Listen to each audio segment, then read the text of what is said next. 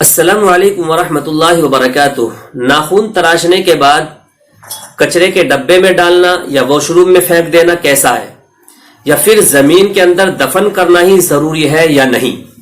तो देखिए, कुरान करीम में है वलक़द कर्रमना बनी आदम, कि इंसान काबिल तकरीम है, इंसान की पूरी बॉडी काबिल ताजीम है, इसलिए इंसान की बॉडी से जायद हिस्सा जिसको अलग कर दिया जाता है वो भी काबिल तकरीम है। तो अफजल और बेहतर तरीका यह है कि नाखून को जमीन में दफन कर देना चाहिए।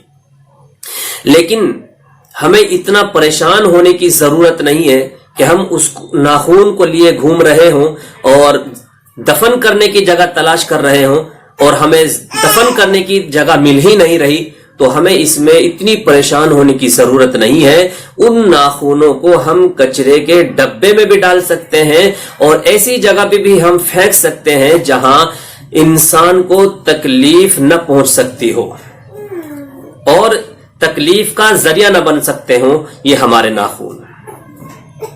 बहुत से भाई इसको जरूरी समझते हैं और दफन करना उनके लिए एक ये समझ लीजिए कि जरूरी समझते हैं कि नहीं दफन करेंगे तो गुनाह होगा। तो ऐसी कोई बात नहीं कि दफन नहीं करेंगे तो गुनाह होगा।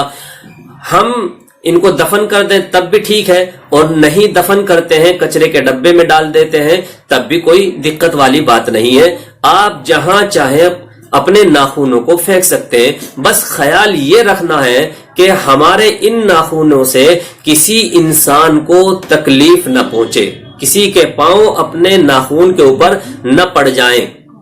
बस इतना ख्याल रखना है, वरना आप अपने नाखूनों को जहां चाहे फेंक सकते हैं, कोई हर्ज नहीं है।